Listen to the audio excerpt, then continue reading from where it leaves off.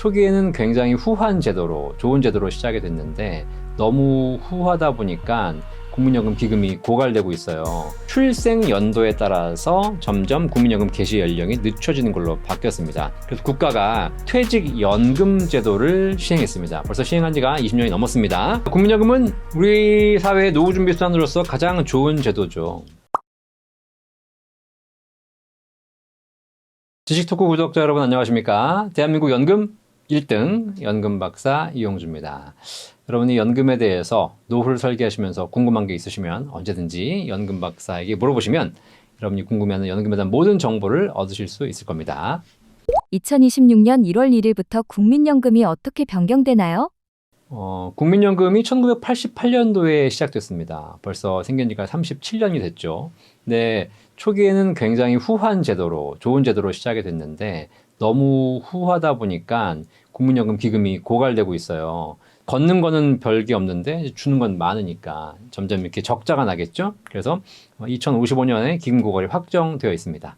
가만 놔두다가는 이제 기금이 망가지게 생겼으니까 여러 가지 국민연금 개혁에 대한 이야기가 나왔죠. 지난 10여 년간 굉장히 많은 개혁 시도들이 있었는데 대부분 다 이런저런 사유로 좀 미뤄지고 이랬다가 드디어 올해 2025년도에 국민연금 개혁안이 국회를 통과했습니다. 그리고 국무총리가 또 발표를 해서 내년 1월 1일부터는 국민연금 개혁안이 확정적으로 바뀌게 되었습니다. 자, 그래서 바뀌는 게 어떻게 바뀌냐? 일단 뭐 아시다시피 좋아질 리는 없습니다. 왜냐하면 지금 기금이 고갈되는 걸 막기 위해서 해야 되는 것이기 때문에 예전에는 좋았지만 점점 안 좋아지고 있거든요. 자, 지금 현재까지 보험료율이 9%입니다. 그래서 지난 18년 동안 변함없이 9%의 보험료를 내왔는데 내년부터 보험료율이 오릅니다. 내셔야 될 보험료가 소득의 9%. 그러면 예를 들면 내가 100만 원 번다. 그러면 한 달에 9만 원 보험료를 내면 됐습니다. 그런데 이렇게 내는 거를 적게 내면 기금 고갈이 빨라지기 때문에 좀 더 많이 내라. 그래서 내년부터 보험료율이 오르는데요. 1년에 0.5%포인트씩 올라서 내년에 9.5%, 후년에는 10%, 그다음에 후후년은 10.5% 계속 오릅니다. 그래서 2033년에 13%까지 보험료율이 오릅니다. 지금 9%인 것이 8년 후에 13%로 오르니까 거의 1.5배 오르는 거죠. 지금 한 달에 30만 원 내시는 분들은 8년 후에는 45만 원. 소득의 변동이 없다 하더라도 1.5배를 내셔야 되는 겁니다. 그죠? 그러니까 점점 부담이 커지겠죠? 자, 근데 내는 건 더 내는 게 좋아요. 근데 내는 만큼 더 많이 받으면 되는 거 아니겠습니까? 그런데 국민연금 소득 대체율은 연금 받는 액수를 결정하는 게 소득 대체율이거든요. 이 소득 대체율도 내년부터 변경됩니다. 그런데 원래는 많이 내고 적게 받고로 가야 기금이 고갈이 좀 안정되겠죠. 그런데 원래는 그래서 더 보험료 많이 내고 받는 건 더 줄이자 이런 안들이 있었는데 실제 국민연금 개혁하는 과정에서 야, 더 내라고 했는데 받는 걸 더 줄여버리면 이거 진짜 열받는 거 아니냐. 특히 뭐 예전에 가입한 사람들은 많이 받는데 앞으로 내야 될 젊은이들은 뭐가 되냐. 그래가지고 그 젊은층을 달래기 위해서 받는 금액, 소득 대체율은 줄이지 않고 살짝 올렸습니다. 그래서 지금 현재 41.5% 구간을 지나고 있는데 내년부터는 43%로 약간 올렸습니다. 자, 그런데 보험료율은 앞으로 계속 올라갑니다. 하지만 연금 받는 금액은 살짝 올리고 43% 그대로 쭉 유지가 되기 때문에 약간은 올라가지만 거기서 더 이상 올라가지는 않는다. 자, 그래서 일단 2026년 1월 1일부터 대한민국 국민 모두가 다 소득이 있는 사람들 국민연금 보험료 내시는 게 약간씩 올라간다라고 보시면 돼요. 이렇게 두 가지가 가장 크게 바뀐 거라고 보시면 되겠습니다. 이거 말고도 앞으로도 더 이제 다양한 개혁안들이 나온다고 합니다. 사실 이번 개혁안에 담지 못한 내용들이 있어요. 뭐 여러분 들으시면 좋은 건 아닙니다. 어떤 거냐면 앞으로 이제 바뀌게 될 내용들이 있는데요.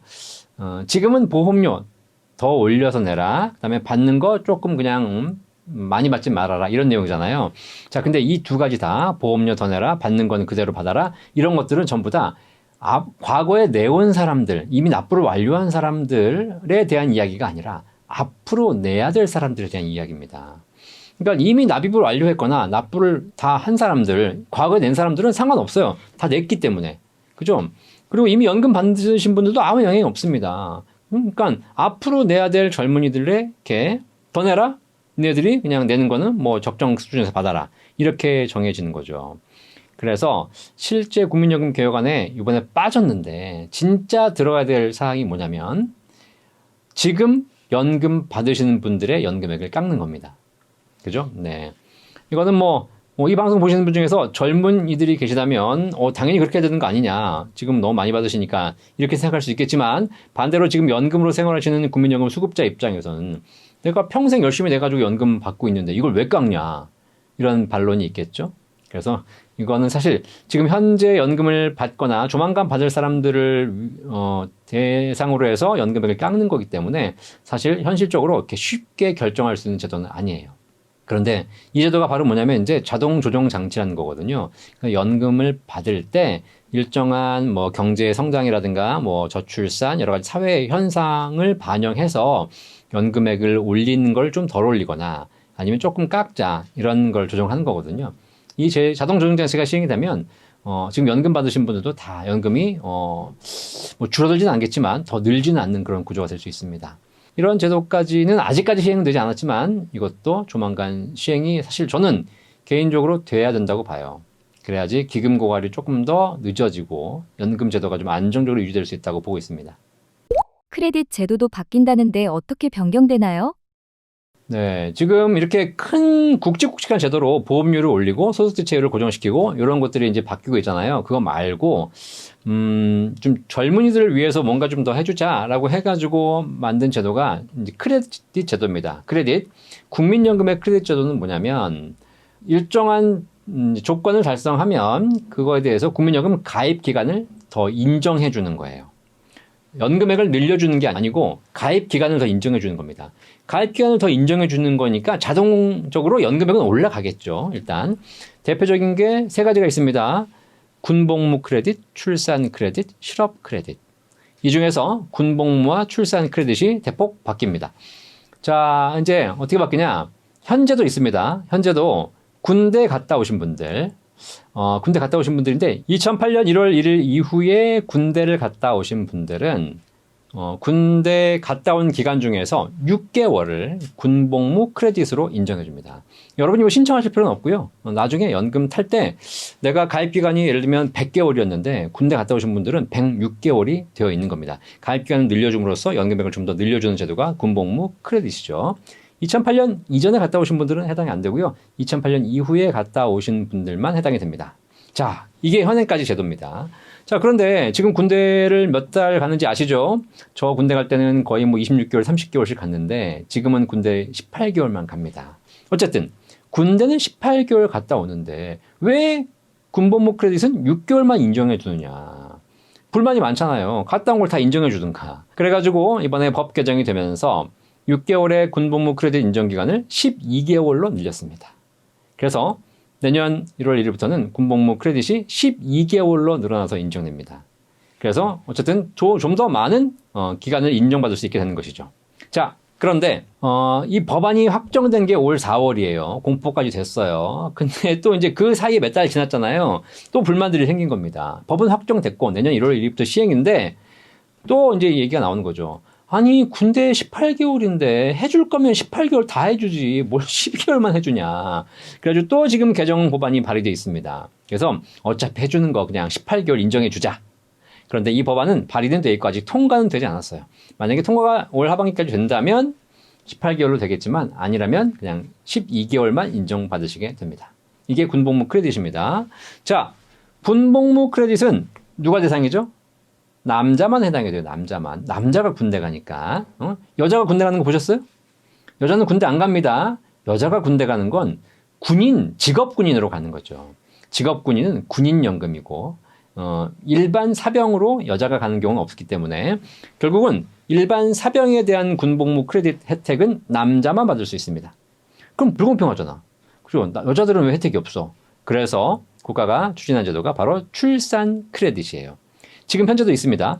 아이를 낳으면 아이 둘째부터, 첫째는 안 되고 둘째부터 12개월, 셋째부터 18개월 해가지고 넷째 18개월, 다섯째 18개월 쭉쭉 나가는데 최대 50개월 한도로 가입기간을 인정해주는 제도가 바로 출산 크레딧 제도입니다.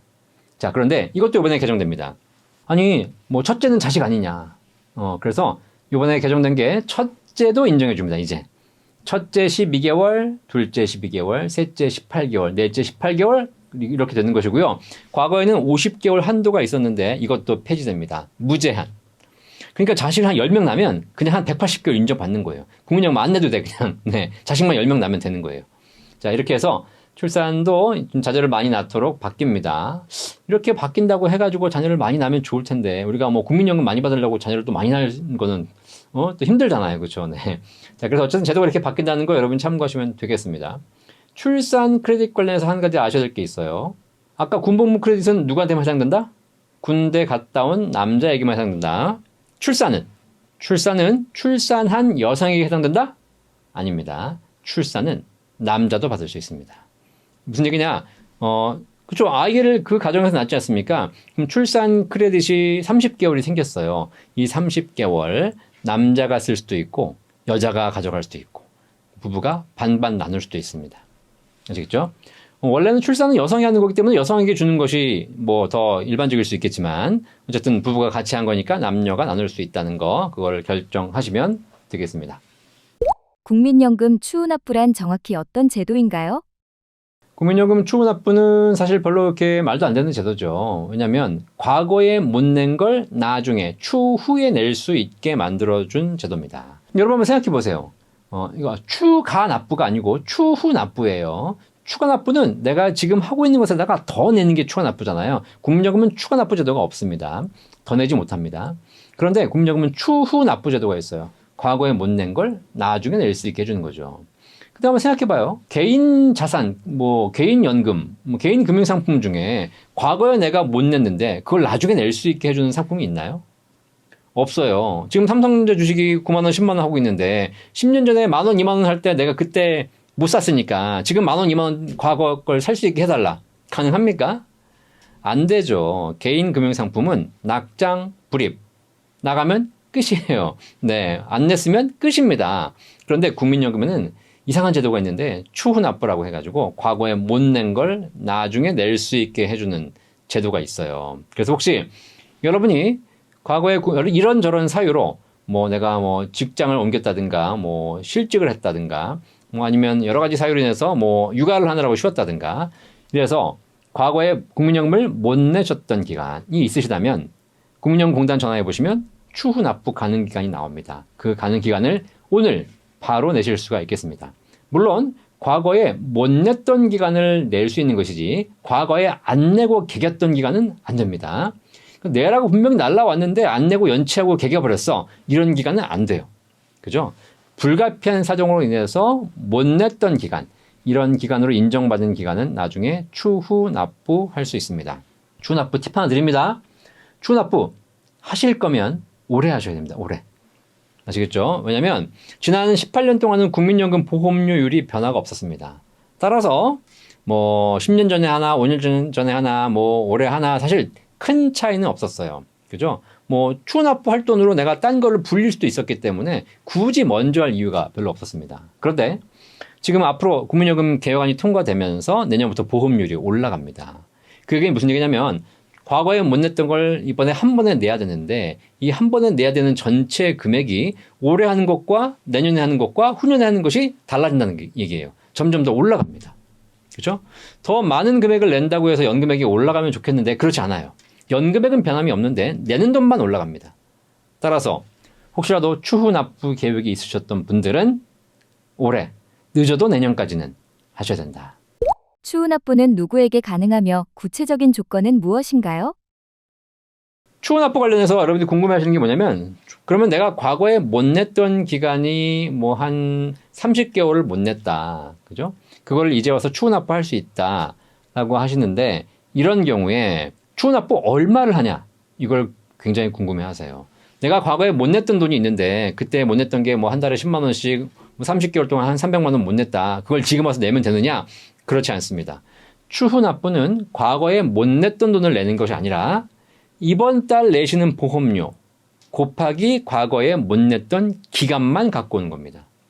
과거에 못 냈던 기간이 30개월이었다면 그때 못 냈던 금액이 얼마인지는 상관없고요.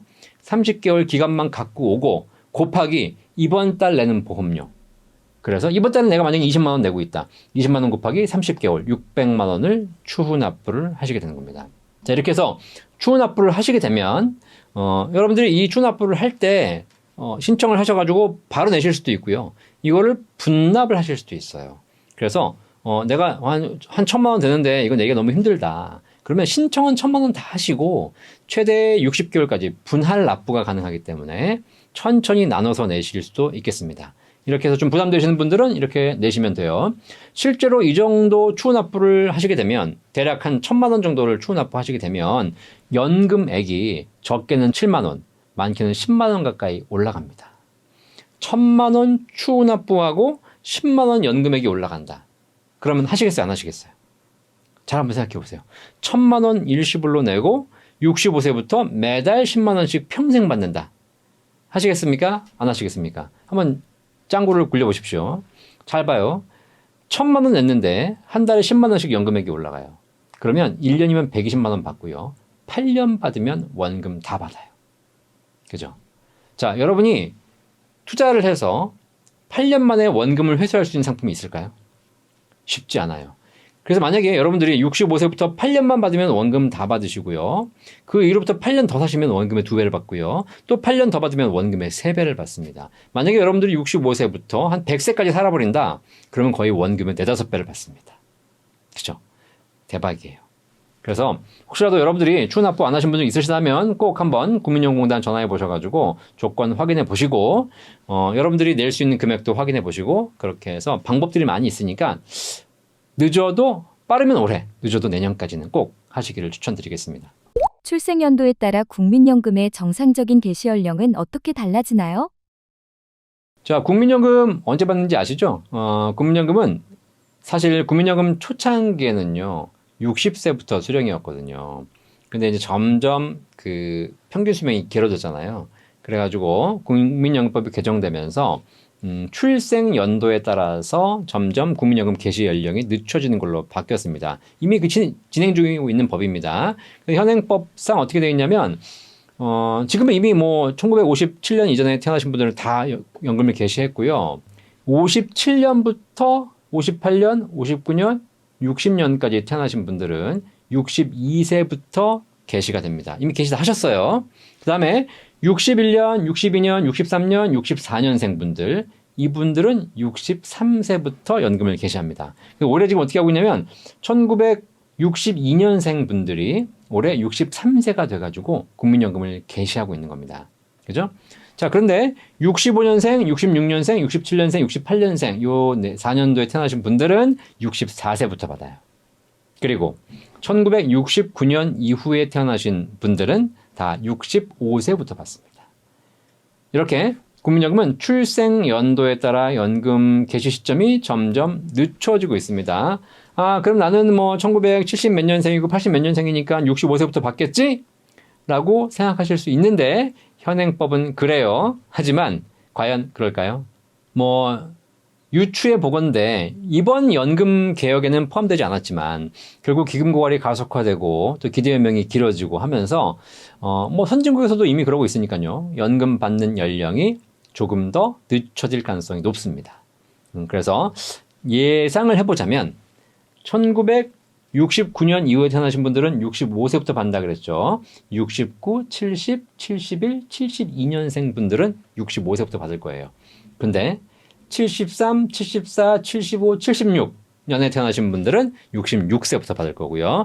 77년 이후에 태어나신 분들은 67세부터 받을 것으로 이렇게 개정될 가능성이 단기적으로는 아니지만 머지않은 장래에 있으리라 생각하고 있습니다. 뭐 이미 선진국에서도 다 67세로 늦추고 있고요. 70세로 늦추는 나라들도 있으니까요. 그죠? 네. 뭐 이런 것 때문에 불만이다. 내가 열심히 내고 못 받는 거 아니냐. 너무 늦게 받는 거 아니냐. 뭐 하실 수 있는데 뭐 어떡하겠어요. 태어난 걸 그렇게 태어났는데. 그렇죠? 네. 그러니까 이것 때문에 불만을 가지시는 젊은 분들이 계십니다. 우리 머니토크 구독자분들이 뭐 나이 드신 분들 계실 수 있고 젊은 사람도 있을 수 있겠지만 이거 어쩔 수 없는 게 우리 부모님 세대는요. 그죠? 네. 태어날 때 먹을 게 없었어요. 그래가지고 먹을 게 없어가지고 맨날 저기 산으로 들러 다니면서 약초 캐고 다녔고 라면도 없었습니다. 그때는 어렵게 살아서 대한민국을 성장시켜 오신 분들이었기 때문에 연금을 그 정도 받아도 된다 라고 생각하고 있습니다. 그죠? 네, 그렇게 생각하시는 분들이 많이 있고 뭐 틀린 얘기는 아니죠. 반대로 1980년대, 90년대에 태어난 젊은 친구들은 태어나면서 어렵진 않았잖아요. 우리가 밥 못 먹고 살거나 이러진 않았잖아요, 사실. 그죠?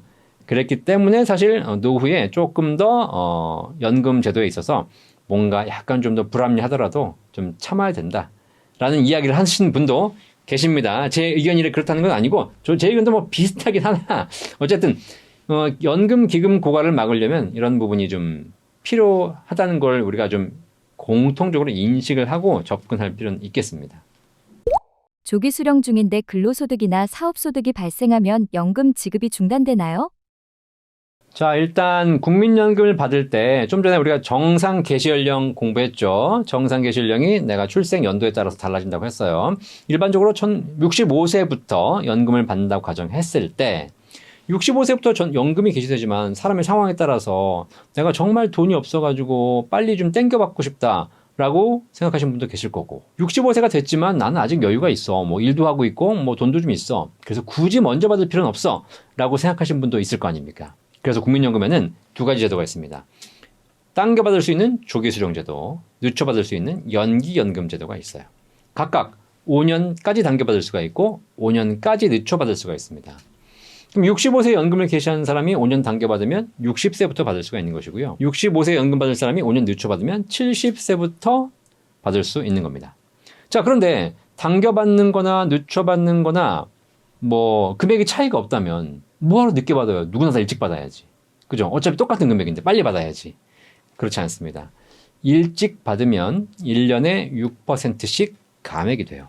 그래서 100만 원 받을 사람이 정상적으로 100만 원 받을 사람이 1년 당겨 받으면 94만 원씩 평생 받고요. 2년 당겨 받으면 88만 원 평생 받고요. 최대 5년을 당겨 받으면 6%씩 5번 감액돼서 30%가 감액된 70만 원을 평생 받습니다. 반면에 내가 여유가 있어서 늦춰받겠다. 그러면 1년 늦출 때마다 7.2%씩 올라갑니다. 100만 원 받을 사람이 1년 늦춰받으면 107만 2천 원이 올라가는 것이고 2년 늦춰받으면 114만 4천 원 올라가는 것이고 최대 5년까지 늦춰받게 되면 36%가 업그레이드된 136만 원을 평생 받을 수 있습니다. 그러니까 여러분 상황에 맞춰서 일찍 받고 싶은 분들은 빨리 받되 감액 당하는 것이고 늦춰받으신 분들은 늦게 받되 증액을 해서 연금 받는 게 되겠습니다. 그래서 여러분들이 선택하시면 돼요. 만약에 내가 진짜 얼마 못 살 것 같다. 오늘 내일 하고 있다. 빨리 받아야 된다. 이런 분들은 일찍 땡겨 받으셔야죠. 그죠? 그리고 당장 먹고 살 돈이 없다. 땡겨 받으셔야죠. 그런데 조금 여유가 있다? 그러시면 조금 늦춰서 받으시면 1년 늦출 때마다 거의 7.2%가 더 높아진 연금액이 쌓여서 나중에 평생 더 많은 금액을 받으시게 되겠습니다. 이게 조기 수령 제도와 연기 연금 제도의 기본입니다. 아시겠죠? 네. 둘 중에 뭐가 좋냐? 라고 얘기하면 제가 딱 정답 알려드릴게요. 80세 이상 살 것 같으면 무조건 연기하십시오. 연기하는 것이 좀 늦게 시작하지만 결국은 금액이 커지기 때문에 먼저 시작하는 사람들을 70대 후반쯤 되면 추월하기 시작합니다. 아시겠죠? 자, 그래서 이렇게 하시길 바라겠습니다. 자, 그런데 이걸 조기 수령을 하고 연기할 수도 있는 거지만 이게 한 가지 변수가 있어요. 노후에 소득이 있으신 분들은 조건이 좀 달라집니다. 예를 들면 나는 뭐 60세 이후에 소득이 없다. 집에서 놀고 있고 아무것도 없고 돈 벌 수 있는 능력도 없고 그냥 연금만 기다리고 있다. 이런 분들은 조기 수령하시면 됩니다. 그런데 국민연금을 조기 수령을 하려고 보니까 내가 소득이 있어요. 소득이라는 것이 딱 기준이 있는데요. 근로소득, 사업소득, 임대소득 요 세 가지를 기준으로 월 소득 금액이 현재 2025년 기준으로 309만 원 이하이시면 괜찮아요. 그런데 그 309만 원을 넘게 되면 조기 수령 자체가 불가능합니다. 아시겠죠? 네, 불가능해요. 불가능해. 안 돼요. 소득이 있으면 조기 수령 할 수 없어요. 이해되시겠죠? 자, 근데 어떤 경우가 있냐? 소득이 없어서 조기 수령을 받았어. 그래서 열심히 국민연금을 이미 받고 있는데 갑자기 친구가 전화 와가지고 야, 저기 우리 여기 와서 좀 일해봐라. 월급 줄게. 그 가서 뭐 좋잖아요. 일 나오라니까. 가가지고 일을 해가지고 아까 말씀드린 대로 월 소득 금액 309만 원 이상으로 받게 되신 거예요. 그죠? 자, 309만 원 이하로 있으면 상관없어요. 그건 소득으로 보지 않으니까. 근데 309만 원 이상이 생겼기 때문에 소득이 생긴 거지 않습니까? 그죠? 그러면 조기 수령이 돼, 안 돼? 안 되죠. 그죠? 근데 여러분들이 그렇게 직장 가가지고 309만 원 이상 소득을 생긴 걸 국가는 알아 몰라? 국가는 언제 아냐면 소득이 신고된 이후에 알아요. 특히 사업소득 같은 경우에는 올해 소득을 내년 5월 이후에 알게 됩니다. 그죠? 그렇기 때문에 조기 수령 중인데 소득이 생겼다. 이러신 분들은 소득도 받고 조기 수령도 받을 수 있습니다. 아시겠죠? 자, 그런데 그러면 좋을까요? 천만의 말씀이에요. 내년에 소득 신고가 되죠? 그럼 국가에서 이제 내년 이후에 알게 됩니다. 이분 조기 수령 중인데 분명히 소득이 있으면 조기 수령이 안 되는데 소득이 딱 생겼는데도 불구하고 조기 수령을 받고 있네? 언제부터 소득이 생긴 거지? 소급해서 확인합니다. 확인했더니 작년 5월부터 소득이 생긴 거야. 그럼 어떻게 하는지 아세요? 그 5월부터 조기 수령 받은 거 전부 환수당합니다. 아시겠죠? 그럼 뭐 100만 원씩 뭐 예를 들면 한 1년 받았다. 1200만 원 바로 환수해요. 토해내셔야 돼요. 아시겠어요? 토해낼 수 없다. 그러면 다음 달부터 연금이 끊기고 1200만 원 또 안 줘요. 아시겠죠? 네. 자, 그래서 조기 수령하실 분들, 65세 이전에 조기 수령하실 분들 소득이 생기면 미리 국민연금공단에 자발적으로 신고하셔야 돼요. 제가 지금 조기 수령하고 있는데 소득이 생겼어요. 다음 달부터 주지 마세요. 라고 얘기하셔야 됩니다. 아시겠죠? 자, 이게 바로 이제 조기 수령 관련된 내용입니다. 또 하나, 지금은 조기 수령이고요. 반대로 65세 이후에 뭐가 가능하다고요? 연기가 가능하다고 했죠. 연기하지 않고 바로 수령할 수 있습니다. 자, 그런데 이 국민연금 제도상 소득이 있는 경우를 별로 안 좋아하나 봐. 그러니까 소득이 있으면 조기 수령도 못 해요. 그러면 정상적으로 연금 받을 나이가 됐어. 65세가. 이제 난 조기 수령 안 해. 정상적으로 받을 거야. 그런데 소득이 또 있어. 그죠? 아까 말씀드린 소득이 있는 것이 월 소득 금액 기준으로 근로사업 임대소득을 합쳐서 309만 원 이상을 얘기하는 거예요. 자, 이 소득이 있어요. 그러면 내가 연금 개시는 할 수 있잖아요. 대신에 연금을 딱 개시하는 순간 소득이 있으면 연금을 다 안 줘요. 받아야 될 금액에서 감액을 합니다. 그래서 최대 50%까지 감액해요. 소득이 많으면 많을수록 더 감액 금액이 커지고요. 최대 50%까지 감액됩니다. 내가 받아야 될 국민연금액이 100만 원인데 소득이 좀 많이 있어. 그러면 최대 50%, 50만 원 감액되고 절반밖에 못 받는 겁니다. 이해되시겠죠? 그래서 결국은 소득이 있으면 조기 수령은 아예 안 되고 연금을 개시했다 하더라도 반밖에 못 받는 상황이 발생할 수 있다. 그래서 이 경우에 뭘 해라?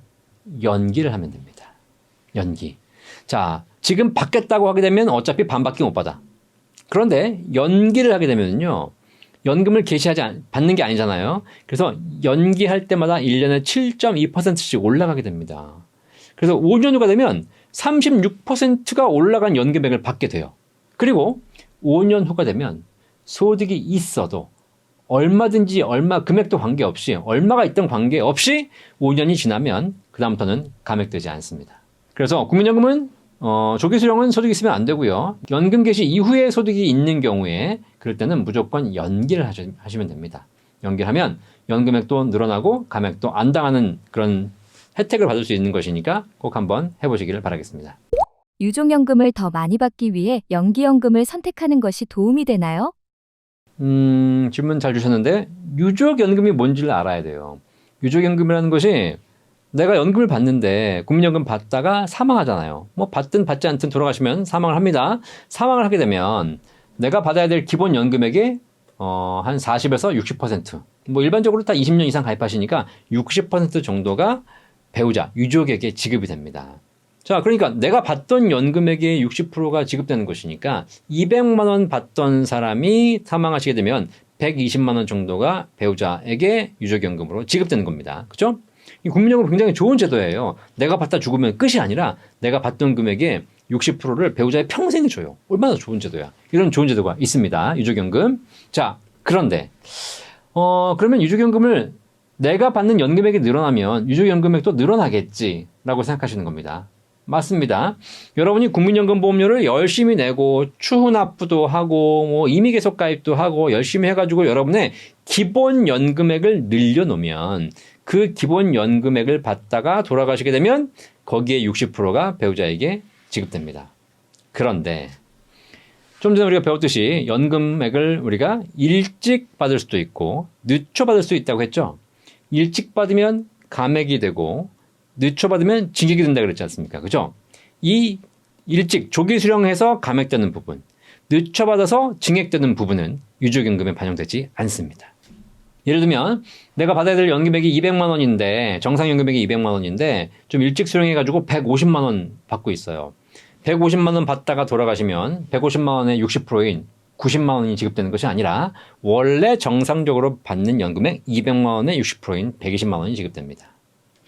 내가 200만 원 받을 사람이 연기를 해가지고 250만 원 받고 있어요. 250만 원 받다가 돌아가셨습니다. 250만 원의 60%가 지급되는 것이 아니라 200만 원의 60%가 지급됩니다. 여러분이 국민연금 개시하기 전에 많이 늘려놓은 돈, 그죠? 내가 열심히 국민연금을 부어가지고 늘려놓은 돈은 여러분의 기본 연금액이 반영되기 때문에 기본 연금액이 받다 돌아가시면 기본 연금액의 60%가 지급되지만 일찍 받겠다고 조기 수령해서 줄어든 돈, 늦춰 받겠다고 연기해서 늘어난 돈, 이 두 가지 케이스는 유족연금에 반영되지 않습니다. 아시겠죠? 그러니까는 좀 유족연금 더 받기 위해서 연기하겠다? 나는 조기 수령했기 때문에 유족연금이 깎이는 거 아니냐? 이런 고민은 하실 필요가 없겠습니다. 퇴직연금은 일시금으로 못 받고 반드시 연금으로만 받아야 하나요? 우리가 이제 국민연금은 공적 연금이기 때문에 다들 많이들 준비하고 계실 거고요. 그거 말고 일반 직장 가입자들은 퇴직금을 가지고 계시죠. 그죠? 옛날에는요, 이 퇴직금을 쌓아놓고 퇴직하게 되면 일시금 받았어요, 그냥. 근데 퇴직금, 직장 퇴직해서 50세, 60세 퇴직해가지고 일시금 받으면 그걸로 노후를 살아야 되는데 대부분 그걸 다 날려먹는 거예요. 그래서 국가가 퇴직연금 제도를 시행했습니다. 벌써 시행한 지가 20년이 넘었습니다. 자, 퇴직연금 제도가 뭐냐면 퇴직금을 받아가지고 일시금으로 날리지 말고 연금으로 받아서 노후에 좀 안정적으로 써라. 이렇게 만들어 놓은 제도예요. 자, 그런데 과거에는 일시금으로 받는 퇴직금 제도가 있었고요. 이 제도가 일시금 받아서 다 날려먹으니까 연금으로 받아라 그래가지고 퇴직연금 제도를 시행한 겁니다. 지금 현재 2025년 현재에도 퇴직금 제도와 퇴직연금 제도가 공존하고 있어요. 대기업들은 전부 다 퇴직연금 제도를 시행하고 있지만 중소기업이나 근로자가 적은 그런 기업체들은 그냥 일시금 주는 퇴직금 제도를 시행하는 곳도 종종 있습니다. 자, 그런데 이제 점점 고령화가 심해지면서 노후에 일시금 받아 쓰는 것보다 연금으로 받는 게 중요하니까 국가가 이번에 이제 퇴직금 제도를 폐지하고 퇴직연금 제도로 일원하겠다라는 정책을 발표했습니다. 아직 확정된 건 아니지만 이렇게 간다고 했어요. 자, 그러다 보니까 여러분 무슨 생각이 드십니까? 퇴직금 제도는 일시금으로 받는 제도고 퇴직연금은 연금으로 받는 제도라고 생각해서 알고 있었는데 이제 국가가 퇴직금 제도를 폐지한다는 겁니다. 뭐야 그러면 일시금으로 못 받는 거야? 무조건 연금으로 받아야 돼? 연금으로 받는 게 좋긴 하겠지만 내 퇴직금이라는 게 내 개인 재산인데 내가 일시금으로 받든 연금으로 받든 국가 네가 뭔데 나한테 이래라 저래라 해. 응? 그지? 그렇지. 그래가지고 사람들이 그냥 불만을 제기하기 시작한 거예요. 아니 퇴직금 제도 폐지하면 일시금으로 못 받고 무조건 연금으로 받아야 된다는 건 너무한 거 아닙니까? 라는 이야기를 하시는 분들이 계시더라고요. 여러분이 그런 뉴스를 보면서 퇴직금 제도가 폐지되면 진짜 이제 일시금 못 받고 무조건 연금으로 받아야 되는구나 라고 생각하시는 분들이 계신데 가짜 뉴스예요. 가짜 뉴스. 이런 방송을 하시는 분들은 연금의 연자도 모르는, 연금의 이응도 모르는 분이다. 아시겠죠? 네. 자, 그래서 걱정하실 필요 없습니다. 퇴직금 제도가 폐지된다고 해가지고 퇴직금을 일시불로 받는 제도가 폐지되는 것이 아닙니다. 퇴직금은 폐지가 되지만 퇴직연금 제도 자체가 일시금 수령도 가능하고 연금 수령도 가능해요.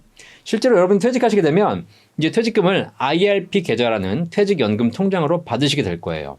그 IRP 계좌로 받아온 돈을 일시불로 다 탈 수도 있고 10년, 20년 연금으로 나눠서 받을 수 있습니다. 여러분 자유롭게 하시면 됩니다. 국가가 그걸 가지고 뭐라 하지 않습니다. 다만 국가는 여러분이 일시금이 받는 게 좋아요? 연금으로 받는 게 좋아요? 국가는 국민들을 뭔가 좀 안정적인 노후를 유도하기 위해서 연금으로 받으라고 유도하고 싶지 않습니까? 그래서 국가는 뭘 하고 있냐? 퇴직금을 일시금으로 받으면 원래 퇴직금 받으면 퇴직소득세를 내야 되거든요. 그 세금이 딱 정해져 있습니다. 그 세금을 일시금 받으면 다 내. 이거예요. 그런데 당신이 퇴직금을 일시금으로 안 받고 연금으로 나눠 받으면 내야 될 퇴직소득 세금을 좀 깎아줄게. 이 제도를 주고 있는 겁니다. 그러니까 여러분 세금을 내가 낼 걸 다 냈느냐 아니면 좀 할인해서 내느냐의 차이일 뿐이지 내가 일시금을 받을 수 없고 무조건 연금으로 받아야 된다? 이거 아닙니다. 앞으로도 영원히 이러지 않습니다. 여러분이 퇴직금 받아가지고 퇴직연금 받아가지고 일시금 받을지 연금 받을지 10년 받을지 20년 받을지 30년 받을지 여러분이 마음대로 정하실 수 있어요. 대신에 국가는 일시금 받으면 세금을 다 부과하는 것이고 10년 나눠 받으면 30% 할인해 주고요. 11년 차부터는 40% 할인해 주고요. 이번에 개정안이 올라가 있는데 20년 넘게 나눠 받으면 50%까지 할인해 주는 이런 제도가 지금 현재 올라와 있습니다. 자, 그래서 연금으로 오래 나눠 받으시면 더 많은 세금을 할인받을 수 있다는 것을 여러분이 꼭 명심하셔야 될 것 같고요. 퇴직금 제도가 폐지된다고 해가지고 일시금을 앞으로 못 받는 것이다? 이런 가짜 뉴스를 하시는 분들 계시면 구독 취소! 아시겠죠? 볼 필요가 없는 가짜 뉴스니까. 그죠? 뭣도 모르면서 진짜. 걱정하지 마셔라. 아시겠죠? 물론, 일시금 받으시는 것보다 연금으로 받는 게 훨씬 더 안정적이니까 그렇게 가능한 연금으로 받으시는 게 좋겠습니다. 투자 공부를 열심히 하면 부자가 될 수 있을까요? 저는 연금 전문가거든요. 그런데 지금은 연금에 대해서 뭐 종합적인 방송을 하고 있고 상담도 하고 있습니다만 지난 거의 30년 가까이 제가 금융업계 종사해 오면서 뭐 보험 상담도 해봤고 투자 상담도 해봤고 뭐 펀드 상담 뭐 다양하게 상담해봤습니다. 자, 그런데 그걸 하면서 제가 내린 결론이 있어요. 지금 이 방송 보시는 분들 중에서도요. 사실 이게 연금이니까 잘 안 볼지 모르겠지만 특히 만약에 제가 무슨 종목 사면 대박 납니다. 응? 지금 뭐 급등주 찍어준다. 뭐 코인 뭐 사라. 이런 거 만약에 제가 방송한다면 갑자기 조회수가 몇천 뷰, 몇만 뷰 됐던 게 몇십만 뷰, 몇백만 뷰 올라갈 겁니다. 그렇죠? 여러분 그런 거 다 보러 다니잖아요. 지금 그렇죠? 네. 자, 그런데 한번 잘 생각해 볼 필요가 있습니다. 주식이나 코인 이런 거에 대해 투자하시지 않습니까? 이 투자를 열심히 공부하면 부자가 될 수 있을까요? 이 명제를 한번 우리가 진지하게 한번 생각해 볼 필요가 있어요. 내가 주식을 열심히 공부하면 부자가 될까요? 자, 내가 잘 모르니까 뭔가를 공부하면 좀 더 수익이 나겠지라는 생각에 뭐 유튜브도 찾아보고 뭐 책도 사보고 뭐 투자 성공하는 무슨 뭐 방법 뭐 공부하시지 않습니까? 자, 그런데 제가 여기에 대한 증명을 해드릴게요. 우리나라에서 주식 공부를 가장 많이 하는 사람들 어디 있죠? 네, 여의도 증권사에 있습니다. 여의도 가면 수십 개 증권사들이 몰려 있고요. 그죠? 우리 뭐 미국에 월가가 있고 여의도에도 증권사가 있지 않습니까? 그죠? 자, 만약에 주식 공부를 열심히 하면 부자가 된다는 것이 정답이라면 여의도 증권사에 있는 직원들은 전부 다 부자가 됐었어야 돼요. 그들이 부자입니까? 아니에요. 다 월급쟁이에요. 아시겠죠? 그 중에 일부 성공한 사람도 있지만 지금 성공한 것이지 나중에 더 크게 까먹을 수 있어요. 이해되시겠죠? 여러분 뭐 과거에 정말 잘 나간다고 투자에 성공했던 사람들 좀 막 사라진 사람도 굉장히 많습니다.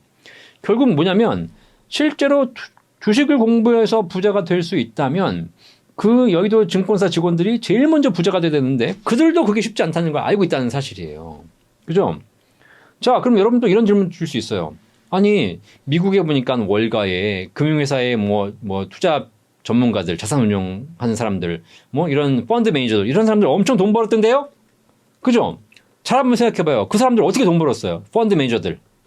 그죠? 여러분 꼬셔가지고 공부하면 부자 될 수 있다? 내가 추천하는 상품 사라? 라고 꼬셔가지고 내가 추천하는 상품 가입하게 만들어서 거기서 발생하는 거래 수수료를 먹고 산 거예요. 부자가 된 거라고. 투자 수익을 불려가지고 부자 된 사람 한 놈도 없어, 세상에. 아시겠습니까? 네. 이걸 잘 아셔야 돼요.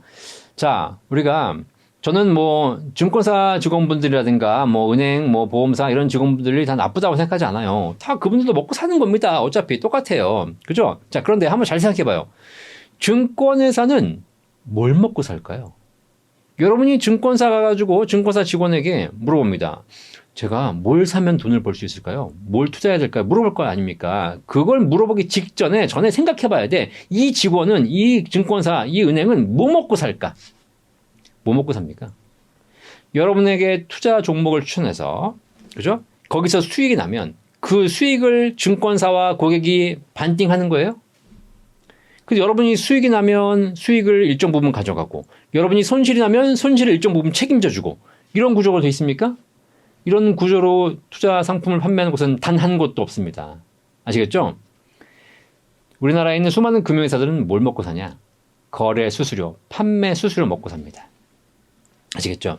여러분에게 종목을 추천하고, 여러분에게 펀드를 추천하고, 여러분에게 보험을 추천하고, 여러분에게 다양한 금융상품을 추천해서 그걸 추천하는 것에 대한 판매 수수료, 거래 수수료를 먹고 사는 것이 금융회사입니다. 이건 알고 물어봐야 된다는 거예요. 아시겠어요? 그걸 모르고 그냥 그 사람한테 뭐가 좋아요? 물어보면 여러분에게 좋은 걸 알려주는 것이 아니라 거래를 많이 할 수 있는 상품, 거래를 많이 할 수 있는 종목을 알려주게 되는 겁니다. 고양이한테 생선 맡기는 거죠. 이해되시겠죠? 결국은 여러분이 모른다고 해가지고 그 금융회사 직원은 전문가니까 그들이 뭘 더 알겠지라고 생각하시면 안 돼요. 그들도 몰라요. 공부했는데 안 된다는 걸 제일 잘 알고 있는 사람들이 금융회사 직원들입니다. 아시겠죠? 자, 그래서 그렇게 물어보시면 안 되고요. 공부하셔야 돼, 안 하셔야 돼? 공부하셔야 됩니다. 어떤 걸 공부해야 돼요? 내가 투자하는 상품이 어떤 특징을 갖고 있는 것인가? 세금은 얼마나 내는 것인가? 어떤 주식에 투자하고 있는 것인가? 이런 건 공부해야 됩니다. 상품의 스펙, 그죠? 예, 내가 예를 들면 뭐 삼성전자를 투자한다. 그러면 삼성전자가 기업이 어떤 회사인지는 알고 들어가야 될 거 아니에요. 그죠? 그렇게 투자를 하는 것은 공부를 하시는 건 바람직합니다. 그런데 이 주식이 내일 오를까 말까, 이 펀드가 내일 오를까 말까, 이거를 물어보는 건 아무도 모른다. 아무도 모른다. 아시겠죠? 이걸 물어보는 것은 가장 잘못된 질문이다 라고 보시면 되겠습니다. 내일 주가를 맞출 수 있는 사람은 둘 중에 하나예요. 첫 번째, 신이거나 두 번째, 사기꾼이거나. 아시겠죠? 이 둘 중에 하나예요. 없어요. 판단은 여러분 스스로 하십시오. 대신에 그 미래는 아무도 모른다. 노후 자산 투자. 잘하려면 어떻게 하면 될까요? 현명한 노후 준비 방법이 있을까요? 저는 연금 전문가인데요. 노후 자산 투자에 대해서 물어보시면 딱 정답이 있어요. 노후 자산 투자를 왜 해요? 하지 마세요. 예. 투자? 젊을 때도 쉽지 않아요. 젊을 때부터 계속 해왔다. 그러면 나이 들어서 하셔도 돼.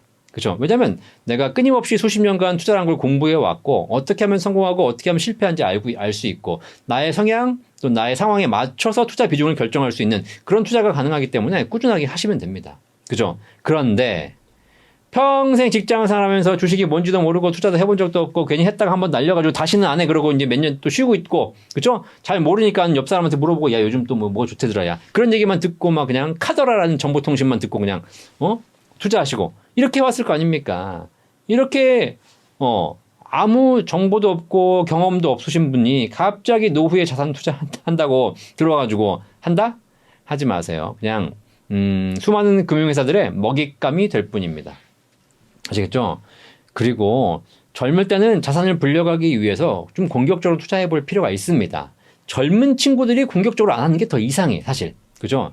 우리가 놀이기구 타러 가면 20, 30대 젊은 친구들이 나는 저거 무서워요. 안 따요. 이런 애는 이상한 애들이잖아, 사실. 그죠? 그때는 재밌는 거 타야죠. 막 이렇게 막 롤러코스터 타고 이래야죠. 그죠? 그런데 나이가 50, 60, 70이 되면 롤러코스터 못 타요, 이제. 자, 이게 여러 가지 감정의 변화상 또 체력상 못 하게 됩니다. 그래서 젊은 사람들은 공격적으로 투자하는 것이 오히려 맞을 수 있겠지만 나이가 들면 들수록 투자의 비중은 줄여가는 것이 맞습니다. 그리고 60, 70이 넘어가게 되면 투자 비중을 줄이고 지금 있는 돈, 현재까지 모아온 돈을 잘 나눠서 쓰고 갈 고민을 해야 되는 것이죠. 그죠? 그런데 이제 와서 뭘 해보겠다고 뭘 투자를 시작한다거나 특히 노후가 되면 그동안 또 쌓여있는 돈이 있을 거 아닙니까? 뭐 퇴직금도 받았고 모아놓은 돈도 있고 그러다 보니까 한번 투자하는 금액이 젊은 사람들은 몇십만 원, 몇백만 원이지만 나이 드신 분들은 몇천만 원, 몇 억이 돼요. 그러니까 이걸 가지고 투자 시장에 들어왔다가 한 5%만 날려봐. 그냥 손 들들들 떨려 그냥. 그렇죠? 네. 1억 투자했는데 갑자기 5%, 10% 날라갔어. 1,000만 원 날라갔어. 야, 1,000만 원이면 내가 1년 노후 자금인데 어떡하지? 그럼 불안하면서 어떻게 돼? 에이, 다시는 안 해. 막 그러고 막 그걸 또 회복하기 위해서 더 위험한 투자를 하기 시작하고 그래서 싹 말아먹고 그런 게 뭐 한두 건이 아니에요. 그래서 노후에는 투자를 하지 않는 게 좋습니다. 이런 얘기 드리고 싶어요. 노후에도 투자를 해야 되는 사람은 불쌍한 사람이에요. 왜 노후까지 그러고 앉아 있어야 되지? 그죠? 노후에는 우리가 좀 편안하게 살아야 되는 거 아니겠습니까? 노후에 아침 9시에 일어나서 주식 켜가지고 빨간색이냐 파란색이냐 올랐냐 떨어졌냐 막 이렇게 하면서 스트레스 받고 일희일비해야 되겠습니까? 그런 사람들 불쌍한 사람들이에요. 그죠? 노후에 뭐 하는 거야? 아침 9시에 일어나셔가지고 뭐 하셔야 돼요? 산책하시고 등산하시고 운동하셔야죠. 그래서 건강을 챙기셔야죠. 제가 목돈과 연금의 차이점에 대해서 쓰면서 이렇게 이야기한 적이 있습니다. 목돈 가진 사람은 노후에 수익률에 투자한다. 수익률을 내기 위해 투자하는 것이죠. 근데 수익률에 투자했다가 스트레스 받아서 일찍 돌아가십니다. 연금 가진 사람들은 노후에 수명에 투자해요. 남들 주식 볼 시간에 나는 스트레스 없이 운동하면서 건강을 챙기시는 겁니다. 그리고 더 오래 사시는 겁니다. 연금 수익률을 올리는 가장 좋은 방법, 노후자산 투자 수익률을 올리는 가장 좋은 방법은 오래 사는 겁니다. 아시겠죠? 오래 살아서 평생 연금 받으면 엄청난 수익률을 달성하게 되어 있습니다. 국민연금에 치명적인 허점이 있을까요? 자, 국민연금은 우리 사회의 노후준비수단으로서 가장 좋은 제도죠. 낸돈 대비 엄청난 금액을 받을 수 있고요. 평생 지급됩니다. 국가가 지급을 보장하고 있고요. 세금도 사실 그렇게 많지 않아요. 굉장히 좋은 제도인 건 사실이에요. 그런데 국민연금도 안 좋은 게 한 가지 있습니다. 사실 좋은 건데 어떤 경우는 안 좋은 경우죠. 뭐냐면 국민연금 가입자가 국민연금을 수령해서 오래 사는 경우에는 아무 문제가 없어요. 이만큼 좋은 게 없어. 그런데 일찍 돌아가시는 경우가 문제가 돼요. 자, 국민연금을 받다가 돌아가시게 되면 유족연금이 발생합니다. 사실 나는 못 받고 죽어요. 나는 적게 받고 죽어요. 근데 그러면 이제 못 받는 거죠. 하지만 내가 못 받던 금액이라 하더라도 내 유족에게 연금이 지급되기 때문에 내가 받던 금액의 60% 가까이가 유족에게 지급되는 유족연금이 있다는 건 굉장히 사실 좋은 제도예요. 그런데 내가 받다가 사망했을 때 유족연금이 지급되는데 유족, 내 배우자도 국민연금을 받고 있다 라고 하는 경우에 그 배우자가 본인 연금도 받고 돌아가신 배우자의 유족연금도 받을 거 아닙니까? 이게 두 개가 중복 수령이 안 돼요. 그죠? 둘 중에 하나를 선택해야 됩니다. 자, 그럼 어떤 일이 벌어지냐면요. 자, 나는 지금 연금 받다가 이제 사망했는데 내 연금의 유족연금이 배우자에게 지급됩니다. 근데 배우자가 본인 연금 아직 못 받았어. 아직 시작도 못 했어. 근데 생각해보니까 본인 연금보다 유족연금이 훨씬 커. 그러면 유족연금을 선택해야 되겠죠. 자, 그럼 어떻게 돼요? 본인 연금은 평생 낸 본인 연금을 한 푼도 못 받게 됩니다. 사실 그 배우자는 국민연금 평생 헛돈 날린 거예요. 그죠? 이게 원래는 본인 연금도 받고 중복 받으면 좋겠지만 국민연금의 구조상 중복 수령이 안 되고 하나를 선택해야 되다 보니까 이런 문제가 발생하는 거예요. 그래서 건강하게 살면 문제가 없는데 받다가 돌아가시면 이런 문제가 생겨요. 사실 이 유족연금의 문제가 더 큰 문제가 하나 더 있어요. 특히 요즘 보니까 미혼들이 많더라고요. 미혼. 예전에는 다 결혼하셨는데 요즘은 결혼 안 하고 사는 사람 많잖아요. 그죠? 자, 미혼들도 국민연금 꾸준히 낼 거 아닙니까? 내가 국민연금 내가지고 평생 노후에 연금 받으면서 노후를 사시는 건 괜찮아요. 근데 만약에 65세 연금 받기 전날 돌아가셨어. 어떻게 돼요? 내가 평생 국민연금을 냈는데 아직 한 푼도 못 받고 연금 받기 전날 돌아가신 거야. 어떻게 되겠습니까? 유족연금이 발생하죠. 자, 근데 유족연금이라는 것이 그러면 내가 어차피 내일 사망하니까 내가 누구한테 줘야 되겠다라고 생각하시면 특히 미혼들은 만약에 돌아가시는 경우에 누군가에게 재산을 물려주고 싶습니다. 근데 미혼이 배우자가 있어요, 없어요? 없죠. 미혼이 자식이 있어요, 없어요? 없죠. 미혼이 부모님 계시는데 부모님 돌아가셨을 거예요, 아마. 그죠? 그럼 아무도 없어요. 그럼 유족연금을 줄 수 있는 사람이 없습니다. 그러면 뭐 조카한테 주면 되는 거 아니냐? 형제 자매한테 주면 되는 거 아니냐? 사돈의 팔촌은 주면 되는 거 아니냐? 라고 얘기하시는데 개인 자산은 내가 죽기 전에 지정한 사람 누구에게나 줄 수 있습니다. 그죠? 법정 상속인이 아니라 하더라도 뭐 조카한테 줄 수도 있고 사돈한테 줄 수도 있는 것이고 저한테 줄 수도 있어요. 남한테 줄 수도 있습니다. 내가 지정만 하면 돼요. 이건 개인 자산은 그렇게 주면 됩니다. 하지만 국민연금은 딱 범위가 정해져 있습니다. 배우자 25세 미만 자녀, 60세 이상 부모 요 세 부류의 사람이 없으면 끝. 그러면 평생 내고 한 푼도 못 받는 거예요.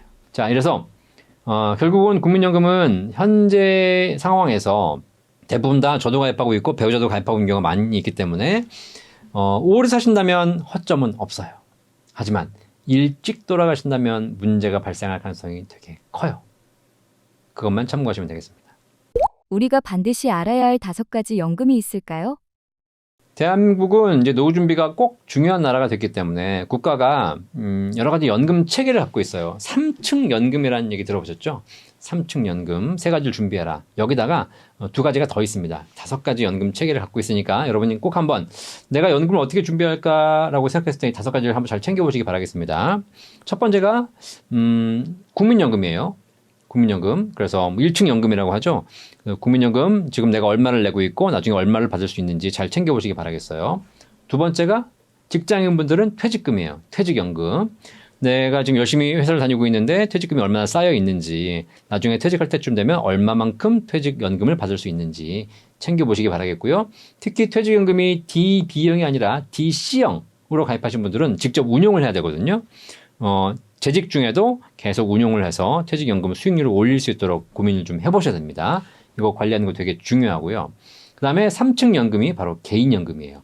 개인연금은 크게 2가지 축이 있습니다.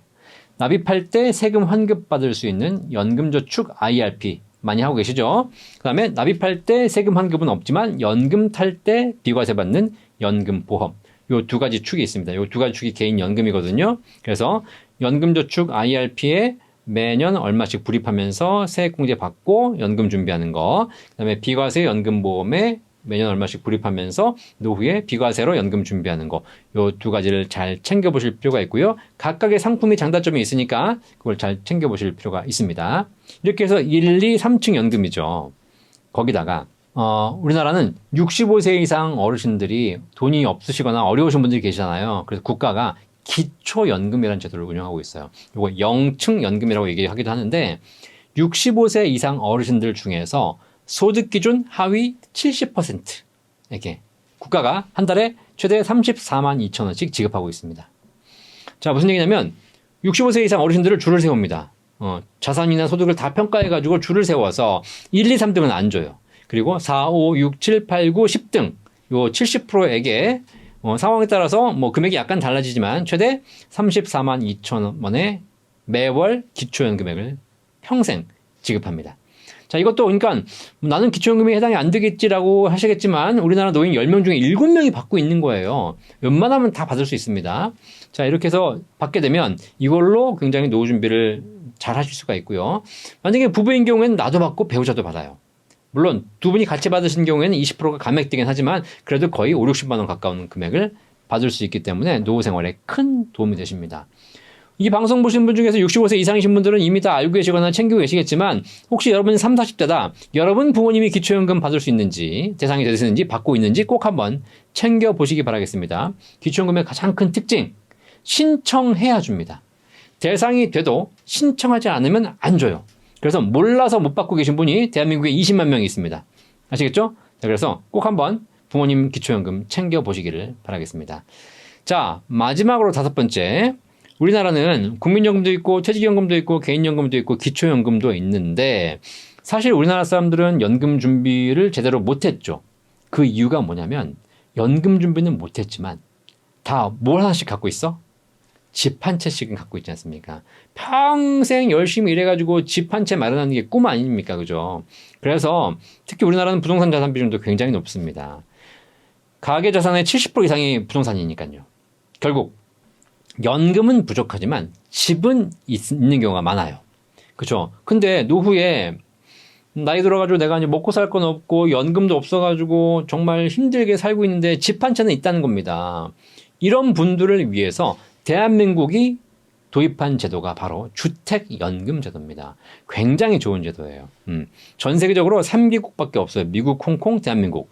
자, 이렇게 해서 부동산 비중이 높은 나라에 이 부동산을 까먹을 수는 없으니 이 부동산을 담보로 평생 연금을 받을 수 있는 굉장히 좋은 제도를 대한민국은 갖고 있다는 겁니다. 그죠? 그래서 혹시 나이가 드셔서 집 한 채밖에 없다 이러신 분들은 반드시 주택연금 한번 확인해 보시고 젊으신 분들도 여러분 부모님이 노후 준비가 좀 부족하신데 집은 있다.